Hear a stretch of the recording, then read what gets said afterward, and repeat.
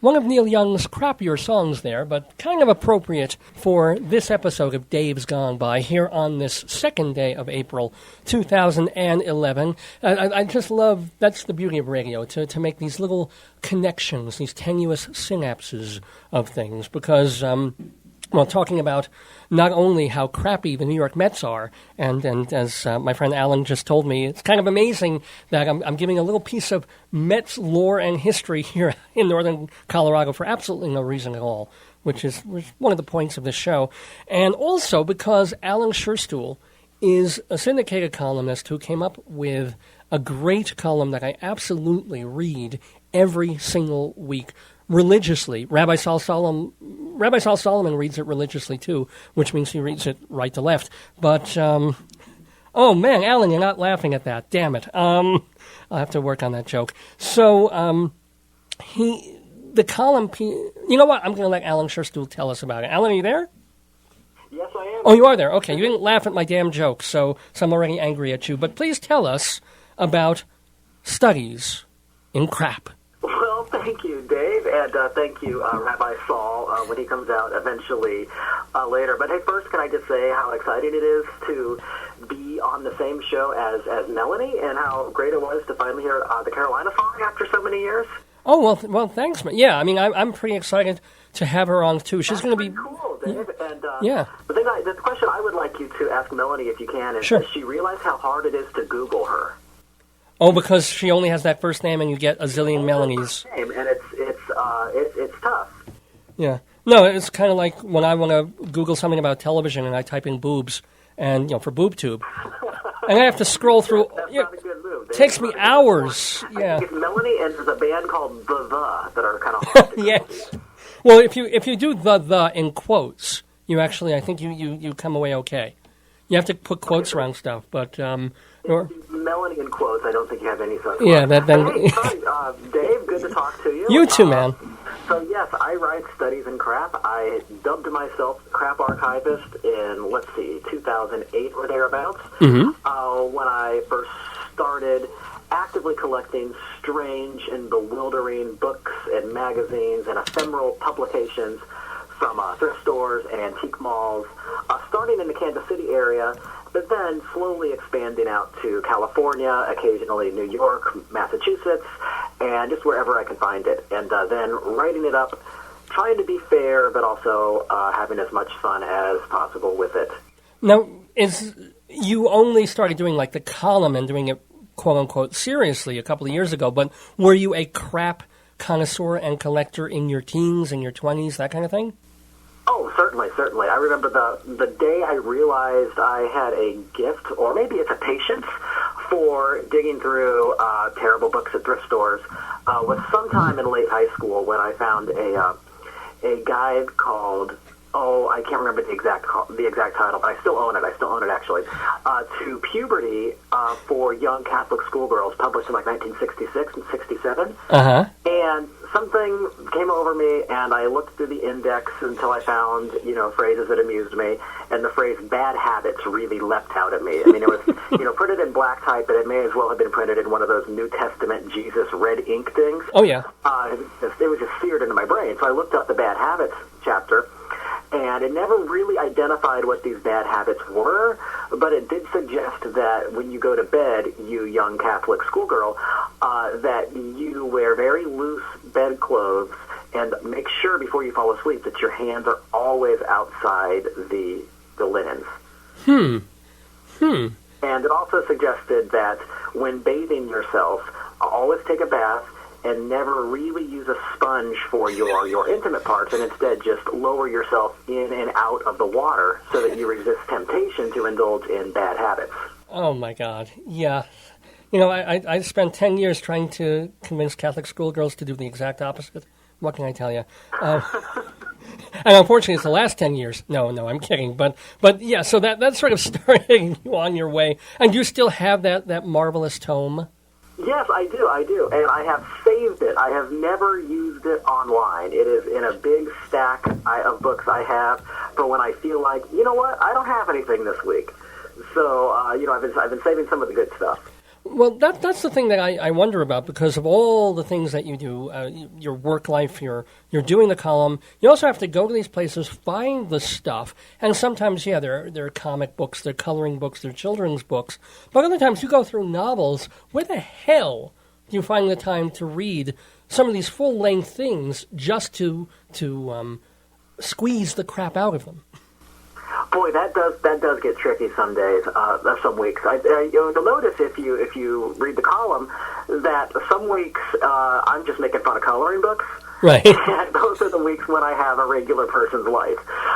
So when I write about a novel or something, like one of my favorite things I've ever written about was a 800 or 900 page self-published novel of Joycean ambition, a novel titled Fuzzy Slippers, Pink Mules, Came a Clown, a deeply ambitious novel about a clown, written with the most over-the-top, god-awful stream of consciousness style you could imagine, that slowly, as the book goes on, seems to truly descend into Tourette's territory. And I don't say Tourette's the way people say Tourette's when they're making a joke. Right. I say Tourette's as in, like, this sounds like a person shouting on a bus.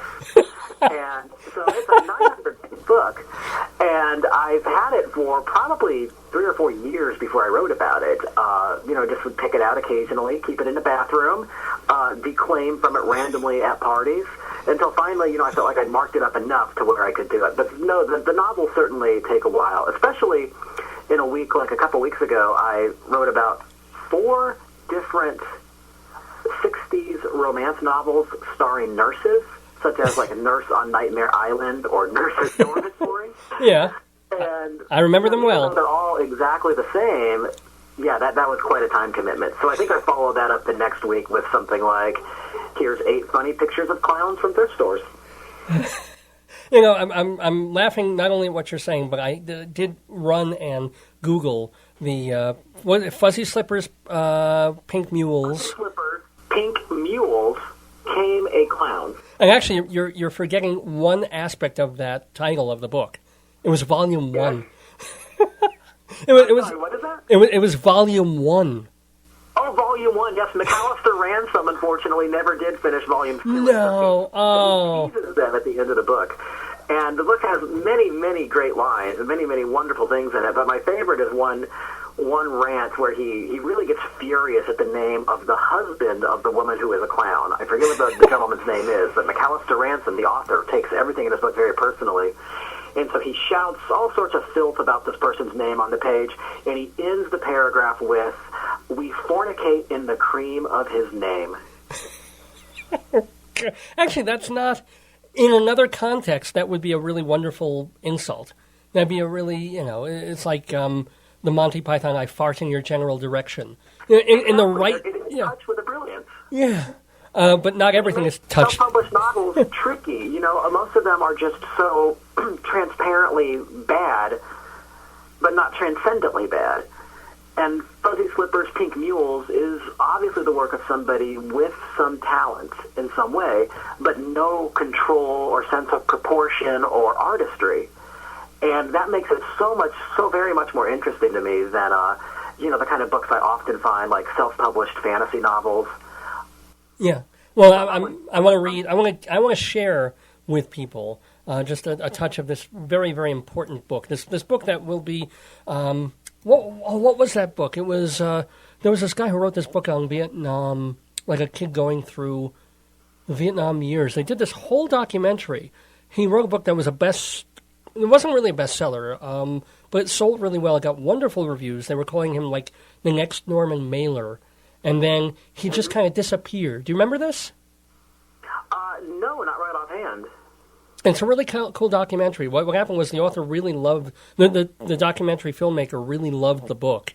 And said, hey, whatever happened? How come he never published anything else in the past 30 years? And went to track the guy down. And it just turned out this was a pretty normal guy with a very quiet, sort of rural suburban life with all these stuff and manuscripts in his attic. And he went through some tough times and just never wrote another one. Started one, could never finish it. And he was this one-book novelist, but the book was, in literary terms, really important. I wish I could remember more about it, but wow, I went off the rails there. McAllister Ransom, while he only did finish the one book, I think he might be the J.D. Salinger of crap. Well, let me share this with readers. This is from Fuzzy Mule's Pink Slippers, Volume 1, Came a Clown. You know, I'm not only going to do this, I'm going to do this right. Let's see if I can get some Chopin under it, because it deserves music. It deserves a little, let's see, with Elizabeth Leonskaya on the piano. Here's one of the nocturnes. Here we go. I always appreciate your dedication to quality radio. Here we go. John Eddie Ryan III, a grade A. I'm going to raise the music here. Hopefully, to drown out what I'm reading. John Eddie Ryan III, a grade A, first-class prime rib numero uno creep. His name was all that he had. His name, his claim to fame. Would a pile of poop called another name smell sweeter? Were it perfumed with perfume of prose or poetry, 'twould sweeter smell? Would you want to eat it? 900 pages, you say? Alan, is that? Yeah, oh yeah. There's sometimes where it just, devolves into page after page of shouted names, many exclamation points. It's quite a find. It's quite a find. I think it is the jewel of the crap archive. I'll do one more, just because I got the music playing, and that makes me happy. Oh, here we go. Saucy slut advanced upon April slowly, step by step, step by step, step by step. The mob thickened behind her like dropping a dry... I'm sorry. The mob thickened behind her like dropping a dried sponge into a pail of water, and the mob grew, rocketing behind the saucy slut like a mushroom of hate. Oh, wow. Oh, thank you. So before I get overloaded on this fellow here, Mr. Ransom, what are some of your other favorite columns that you've done over the past, I guess, 3 years now in Studies in Crap? Oh, well, there's one that far and away means the most to me, and that seemed to me to justify my faith in my ability to find strange crap. And that is one day, not long after starting the column, I was in a thrift store in Kansas City, a really crazy thrift store, where like the book section was just this giant dumpster, and I'm actually inside the dumpster ferreting around for probably over an hour, my fingers drying, using every sort of moisturizer I can to keep from just turning into a mummy in here. And I found a photocopied and stapled cookbook from 1978 titled Recipes from Old Cape Girardeau, the kind of community cookbook that every small town does. And being from Kansas City, I know Cape Girardeau has a special significance. And so I picked up the cookbook and I flipped through it, hoping. And yes, there was exactly what I hoped for when I saw the words Old Cape Girardeau. There were recipes by Rush Limbaugh's grandmother. Oh. And you just can't hope for that. I mean, that's pretty remarkable. So I bought it, of course, and I went home and immediately went to the grocery store and bought all the ingredients to make a 1978 Limbaugh dish that is titled Under the Sea Salad, and it's a Jello dish. And as far as Jello, it is pretty much the Fuzzy Mule's Pink Slippers of Jello, I believe.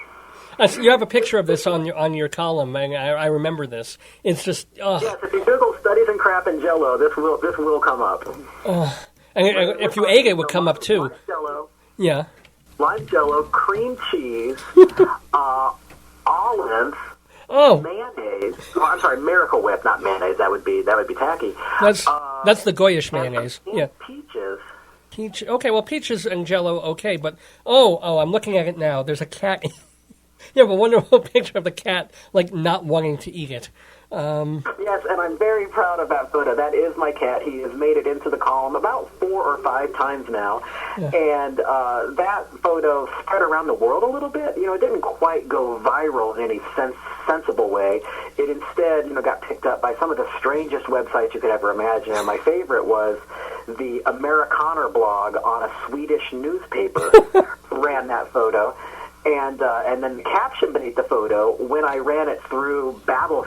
whatever translating software I did, said in Swedish, "Here is Mr. Limbaugh, a giant infant, before he ate his mother's food."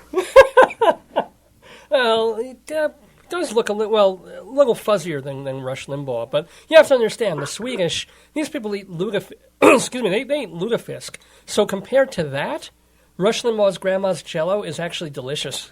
You know? I'm sure it's a delicacy over there, absolutely. Oh, my God. And speaking of recipes, I recently found a book here in Los Angeles called Cooking with David Wade, and who hosted a very, very stuffy gourmet cooking show in the mid to late 60s, where he's wearing on the cover like this Wide World of Sports jacket that says gourmet on it. It's very funny. But a recipe from Charlton Heston called Charlton Heston's Cream Puff.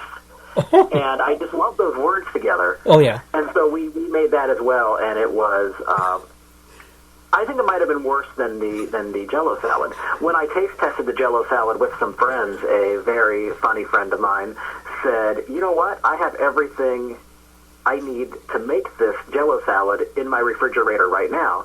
And another funny friend responded, "Well, in my apartment I have everything I need to make a bomb, but I don't."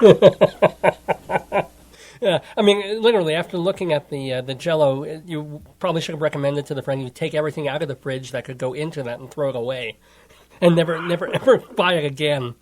Oh, never again will it happen. Well, did you try the Charlton Heston cream puff? Did you make one of those? Yes, we did, and it actually came out looking much better. But it's not quite an abomination. It's not an offense to God in the way that the Limbaugh recipe is. Right. It's just more of a very way to craft cheesy, 1960s American recipe. From my cold flour-covered hands. Oh, yeah. You know what? I didn't make a single joke about Planet of the Apes in that piece. I really went as far as I could to not do that. But we did include with my shot of the finished cream puff a pistol and some bullets. Of course, yeah. You fools! I said preheat! Preheat! No, but anywho, we are talking with Alan Scherstuhl on Dave's Gone By here. Alan, of course, is the columnist for Studies in Crap. And before we get to more of your career and your life, let's remind people, because it's kind of changing where people can read this now. Am I correct? Oh, sure, and that's getting complicated these days. Oh, and one other thing, let me just add this. Yeah. It was Charlton Heston's tuna cheese puff. Oh, I thought it was a desserty kind of a thing. I thought it was like a nice light... No, I'm so sorry. I forgot that totally essential detail. And yes, the phrase Charlton Heston's cheese puff does really flow off the tongue. Sure does. But Charlton Heston's tuna cheese puff has that extra piquant kick. Wasn't that his nickname for his wife? No, I don't know what that means. But anywho, sorry about that. But oh, Dave, you always go there. I do. I can't help but go there. That's why people. That's why we have like 3 listeners. I'm very proud of them. But Alan, as I was about to say, your Studies in Crap has been on Kansas City Pitch, but it's moving. It's changing. Talk to me. Where is it? Yeah, it's had kind of a confusing route around the country. It started on The Pitch in Kansas City, a paper I worked for years living there. And then it started running in the Village Voice as well, which is very exciting for a Kansas City boy who used to, in the early 90s, used to try to get people to drive me to the big bookstore so that I could buy the Village Voice to see if Robert Christgau was in there that week. So that was very exciting. And I moved to Los Angeles and picked up in the LA Weekly, where it's continuing to run. And I think next week it's going to start showing up in the SF Weekly, and some of these other places it might be shutting down. Oh. So it's going to continue, but it migrates around the country quite a bit. But it won't be in The Voice anymore? Is it still in The Voice? In New York? It hasn't been in The Voice the last 3 weeks because of kind of complications. It's only been in the LA Weekly the last couple weeks. So it's the best way to find it is to Google Studies in Crap or to find me on Twitter where I post the links relentlessly. Now, these have also been, as you said, you would go to the store to actually get the hard copy. Are these places also physically publishing it on paper, papyrus, rather than Twitter and just on the internet? Occasionally, Kansas City and L.A. have run it as a column in the paper before. At The Voice, it's always been a web-only thing. But and in Kansas City, there was a while where I was also writing very, local history kind of studies and crap for Kansas City that would run in the paper too. Oh, cool. So it's been around. They use their IPs well. The Village Voice Media Company.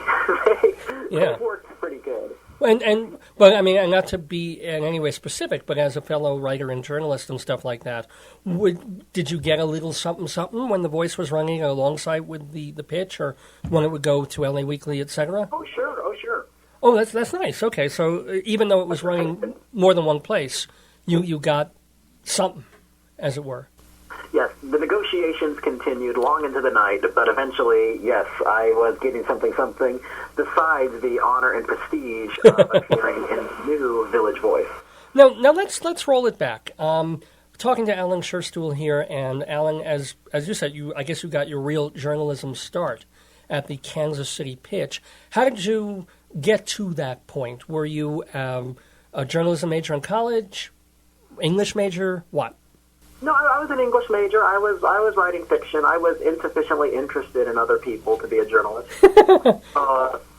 But, I did a year on not just a college newspaper, but a community college newspaper. Ooh. And I got kind of poached from there to come and work at one of the Kansas City weeklies that was going on at the time. And so I did that for years, writing a column, reviewing shows, that kind of thing, reviewing theater, as I'm sure you can appreciate. Mm-hmm. Eventually moved around the country, and, I just kept at it, just kept working at the weeklies, and, I was the theater critic in Kansas City when I started doing Studies in Crap, and I started doing Studies in Crap not because somebody came to me and said, hey, do you want to do a column making fun of funny books? I started doing it because we have the internet now, and I felt like maybe we should take advantage of it and start doing things that nobody would ever have thought to put in the paper. Because I have this theory that I always like to run by every journalist friend I know, which is that there is something that you are interested in or that you can do well that, lots of people would be interested in and nobody's writing about somewhere, and maybe you should just grab a little piece of online and do it.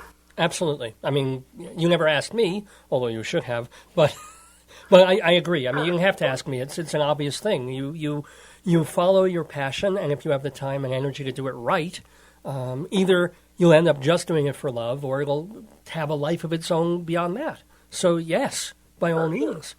And so, but you were doing. How long were you at the Pitch? Off and on over the years at Kansas City papers, from the mid to late 90s, and then from the early 2000s until just last year. When I moved to Los Angeles. Now, why did you move to L.A.? Did you have a job offer, or is it the master's thing that you're doing? I came out here. I won a fellowship to the University of Southern California, or as we call it out here, Sex on the Roof College. Whoa. Why is it called that? And I'm going tomorrow. Well, Dave, you probably have to pledge Greek to really be able to partake of that. The Greek system here at USC has had several, as they put it in the campus newspaper, they currently have a perception problem, because a couple weeks ago there was an infamous email that originated from a Kappa Sigma fraternity account explaining to all the members of the fraternity how they should rank their conquests. And it was every kind of misogynistic, racist madness you would expect. I won't sully your airwaves by talking about it in any great detail. Oh, sully away, yeah. It actually opens with saying we will not refer to women by she or her. We will refer to them as pie. Oh, no, And not the mathematical concepts that can be divided out forever, like a good long-term relationship. And not Rush Limbaugh's grandma's pie either. No, don't sully any further. They use the metaphorical implication of like grandma pie in there somewhere. And then, not like 3 weeks later, just this last week, a fraternity guy from the same frat was photographed in broad daylight on the corner of the largest building on campus, over in pretty much the exact center of campus, really going around the world with a girl from UCLA. And it's not like they're just, surreptitiously making sweet, sweet love. He was putting on a show. He was posing like he's in the Thunder from Down Under review at Las Vegas. I mean, like tents behind his back and velvet thrusting. And, of course, he's totally, totally ripped in the way of the idly wealthy fraternity sorority crowd who have had nothing to do in their lives until now except concentrate on their physical beauty. Well, yeah. I've been there. So, I mean, done that, yeah. Mm-hmm. Yeah, you've made a career out of it. Yeah. So, oh my God! And this was not apocryphal. This was absolutely real. Like this. What did they arrest him or her? It's funny that it would just be him, but kicked out of the fraternity because he has dishonored it. He did not behave like a gentleman, is what they said. Well, also he wasn't. The positions he was doing were not Greek, so that completely ticked him off. Exactly. Oh my God! So now it's termed locally as the Sex on the Roof College. Yeah, I'm going. I'm totally going. We've also called it Twitter Cage College, those of us who are in my master's journalism program, because we always end up talking about Twitter and John Cage in every class. Well, are you taking a lot of music courses there? Mm-hmm. No, seriously. The only piece of John Cage music we've heard is the one where nobody plays anything. That's my favorite, because I can do any... In fact, I get... I am tweeting in honor of it, which means I'm not tweeting at all. Actually, the best mashups that I ever do, because, this whole thing of mashup is this really cool thing where they take two pieces of music. I do this all the time. I take whatever I'm listening to, I mash it up with the 4 minutes of John Cage not playing the piano, and it always sounds great, Okay, I did not get a laugh on that. Damn it. I only laughed a little bit, but I was purling my own, I'm sorry to say. Oh. Which is that I downloaded 433, but I was dissatisfied with the bit rate. God damn you, that's better than mine. No wonder you're the new... It's not a competition, my friend. Oh, it's always You're a journalist. It's always a competition. By the way, I do have to mention that it is 11:02 in the morning here at the University of Northern Colorado in Greeley, Colorado. You're listening to Dave's Gone By on UNC Radio, which you can find on the web at uncradio.com. Also, if you are in the dorms here at the university, it's Channel 3, live streaming 24/7.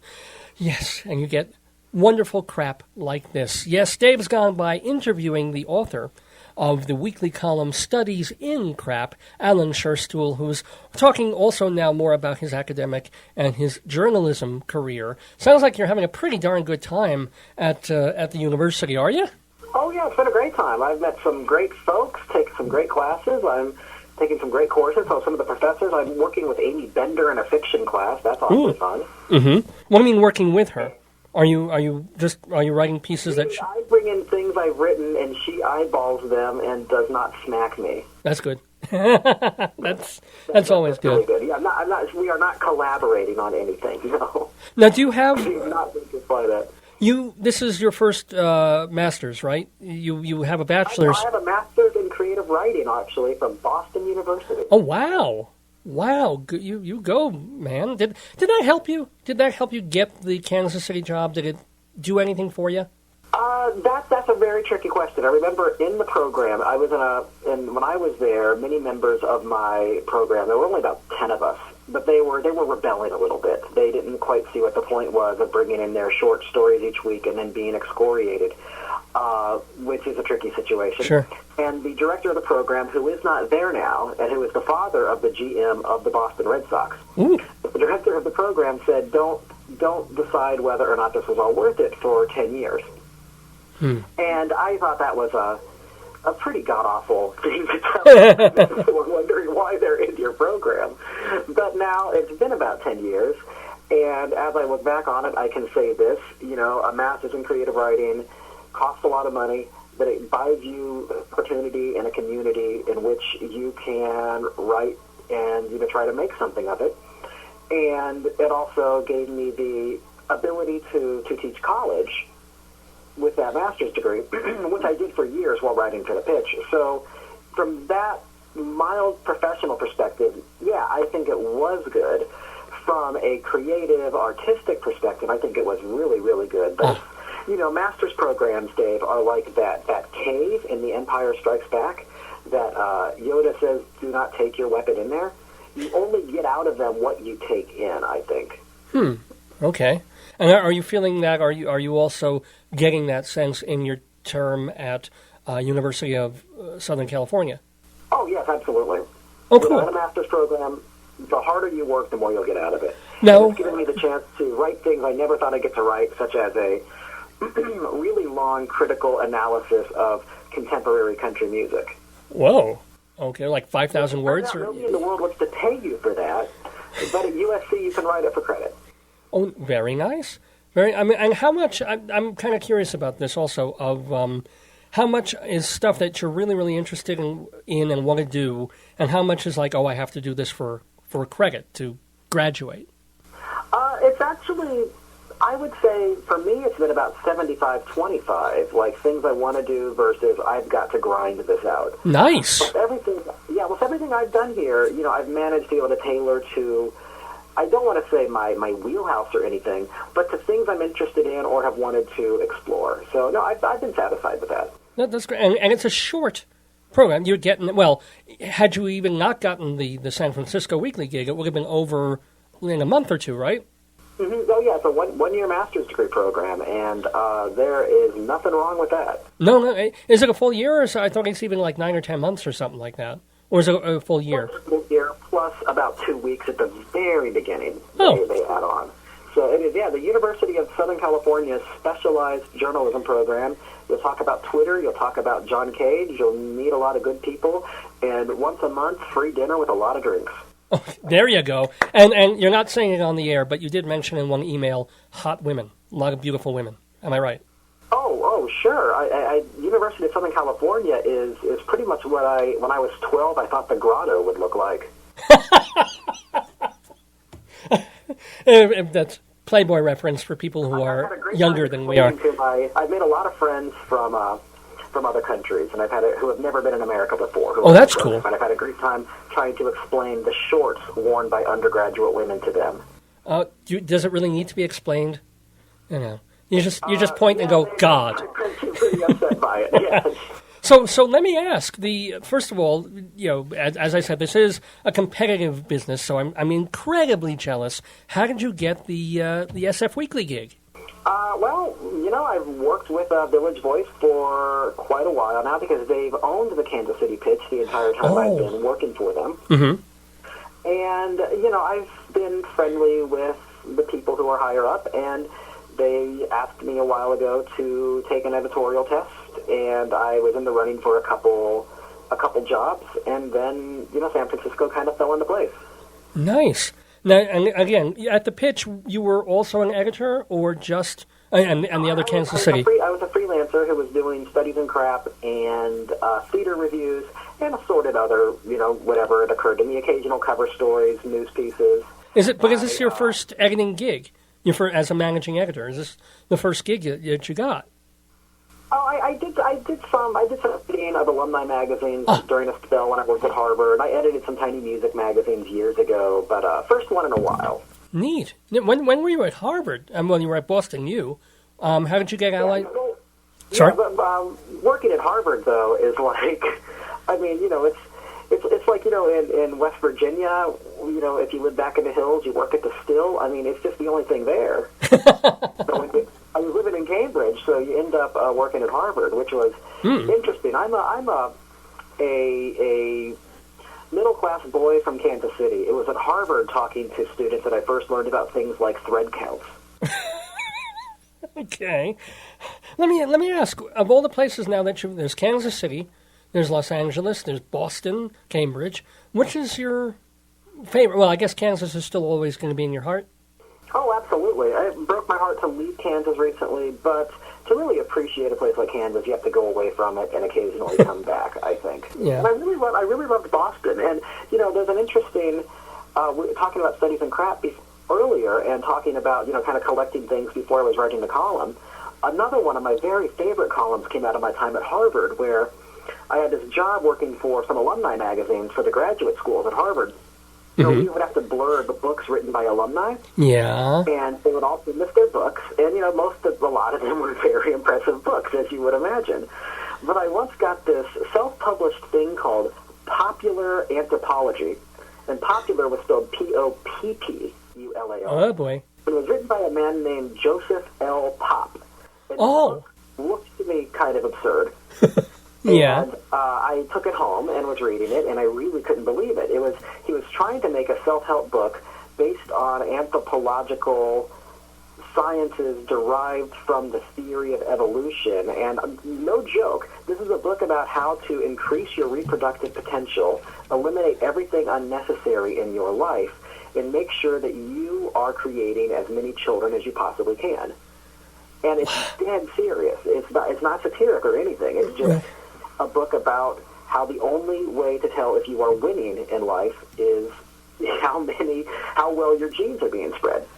And so I kept the book. Yeah, good. And I usually got some strange emails from him, right? Yeah. And so I started asking around Harvard about him, and Harvard didn't want to talk about him, and he was the only person who ever was an alumni of Harvard who didn't show up in the Harvard databases. And it turns out he had been kicked out of Harvard because as an anthropology grad student, he had angered up the nation of Nairobi by stealing some artifacts. Wait. He angered up the nation of Nairobi how? By stealing some artifacts or trying to sell them. I'm a little vague on all that, and I can't find that information. So let's take that very much with a grain of salt, that part. What I'm about to tell you is absolutely 100% confirmed true. He also, it turns out, is credited as being the first person to ever attempt to unleash a computer virus. Oh, my God. And after he got kicked out of Harvard, he was applying for jobs at worldwide aid charities in the late 80s, and he didn't get anything. So he sent to all the charities, hundreds of them around the world, a diskette that was that he claimed had really important database information for them that they all needed. And it had a worm or a virus in it that was designed to lock down their computers. And then a message would come up saying, if you don't send X amount of money to this address, you can't get your data back. So he tried to hold the world's data, the world's information hostage. Did he get arrested, or? Oh yeah. This blew up. He shows up in all the histories, all the early histories of computer viruses and computer attacks and computer terrorism. Really fascinating guy. When I dug out the book and I wrote about it a while ago after I was Googling him and read that he had died. Like I'm sad. He died to write this book that I think is just absolutely wonderful. He opened up a butterfly sanctuary in upstate New York. Okay. That's probably the best thing he ever did in his life, yeah. But I can't argue with that. And, if there's one way to maximize your reproductive potential, it's opening up a butterfly sanctuary. Hey, Alan, let me ask you a couple of quickie questions also about the fact that, you had your whole life based in Kansas City, then you move first to L.A., then to, now you're moving to San Francisco. But since you are a crap archivist, do you have very, very tolerant parents who just let you have the whole basement? Or because you're obviously not going to throw stuff out. You can't. It's your treasures.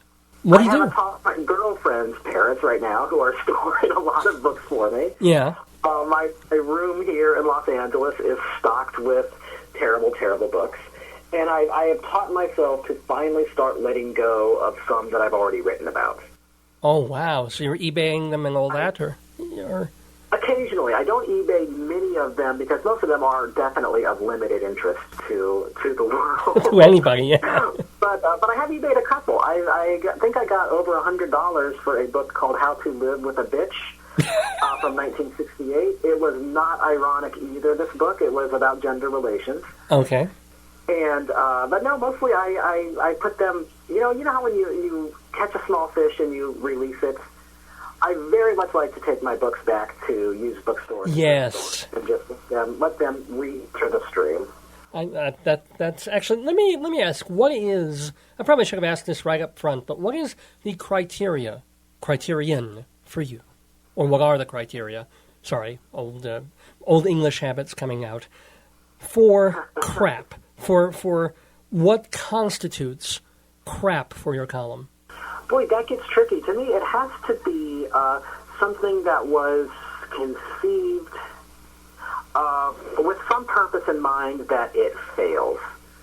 And that gets to be a very tricky question, because I can't just say, like, a book like Fuzzy Mule's Pink Slippers is, a terrible novel, but it's meant to be funny. But sometimes it's the attempts in it to be funny that are themselves funny. So that it kind of gets into a snake swallowed its own tail territory there.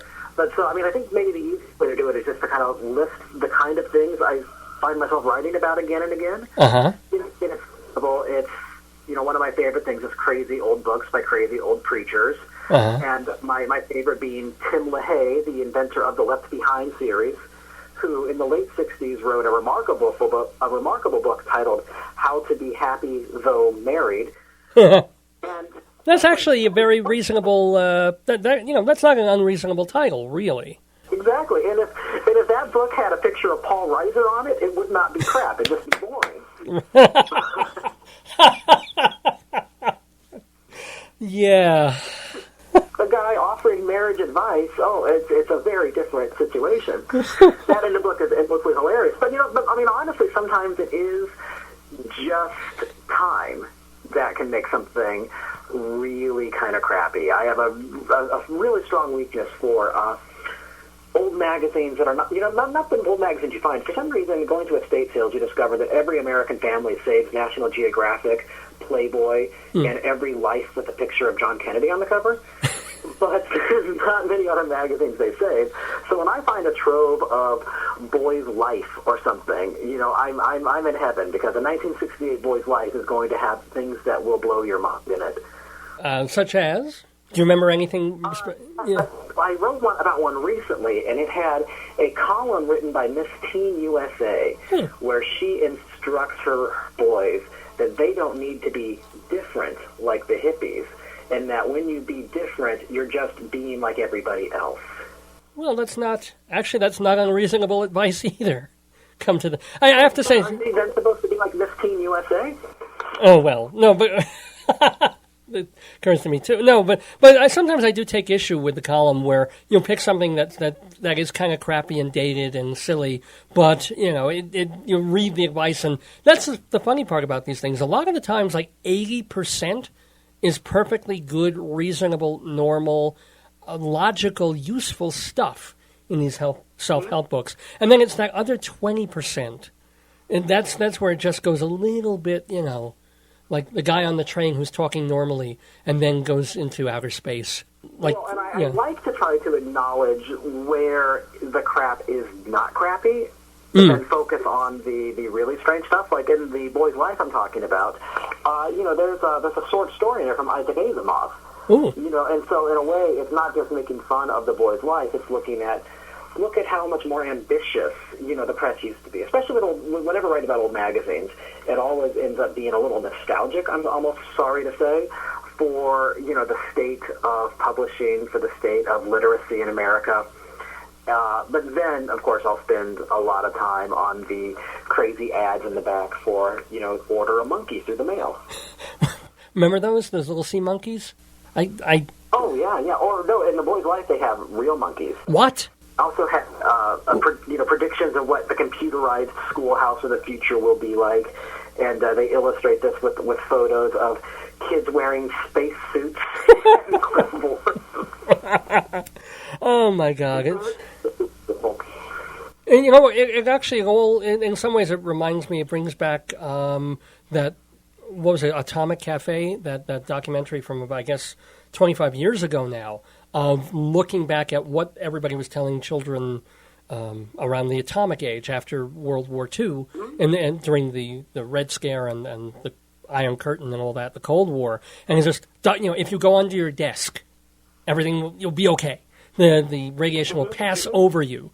And people bought it. It was the accepted. It wasn't didn't seem. I'm sure some people thought it was silly back then. If you had half a brain, you must have, but you did, because what else could you do? Would you be safer running into a closet? Would you be safer if you're a Japanese person right now? They're saying where you're just taping plastic bags over yourself. I mean, they're doing silly things today. There's that kind of interesting phenomenon in the press where our press is trying to tell us, oh, by the way, that's just kind of an emotional response to think that a nuclear disaster would be the worst disaster. And have you noticed this strain in some of the coverage? And, that's one of the things I find really valuable in going back and looking at this weird crap. Or even not so weird crap like an old boy's life. Or just yesterday I was reading a 1978 Time magazine with John Travolta on the cover, and that's pretty fascinating too. Yeah. You can see in it how we became who we are. Like, what were the national assumptions back then, and how have they changed? How have they been ingrained? There's value.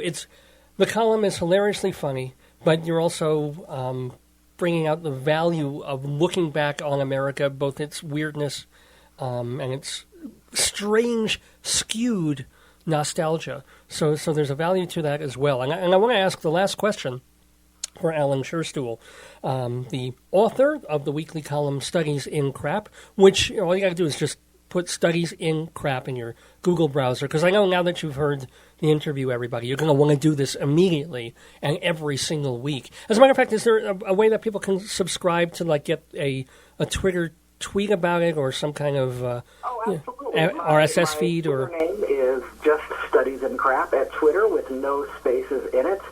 And if you email me at studiesinCrap, just, again, no spaces in it, at pitch.com, that's P as in pitch, P-I-T-C-H.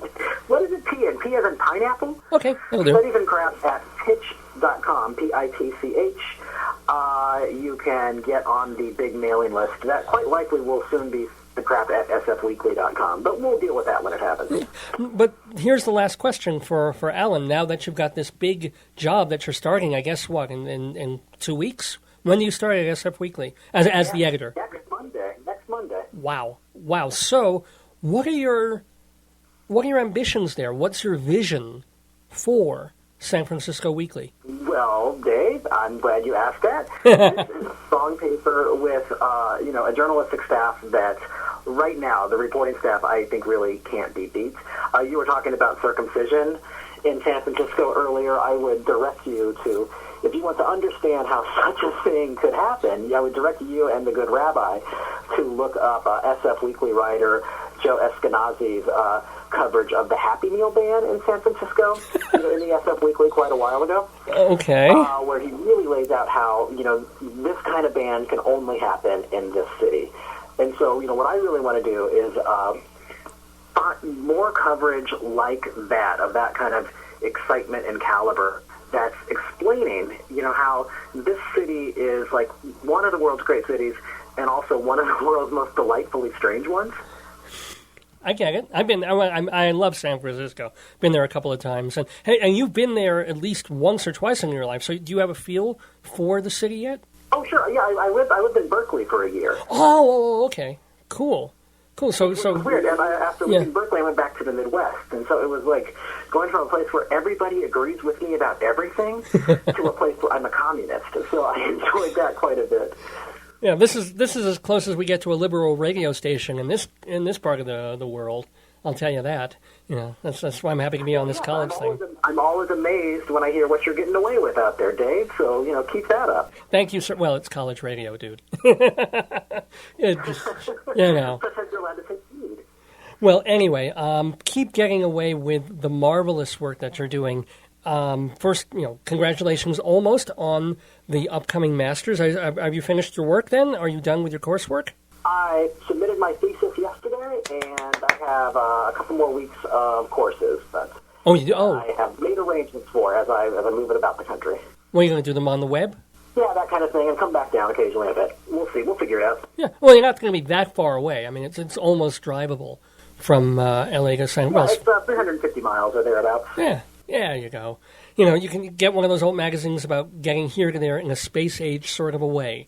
and you can just mentally teleport, I don't think that bullet train's ever going to happen. Yeah, it's pretty sad. Not with the economy the way it is. Well, Alan, it has been an absolute delight and so much fun to talk with you about your work, your life, and, of course, the column Studies in Crap. And all I can do is wish you much, much more and greater success when you go to San Francisco.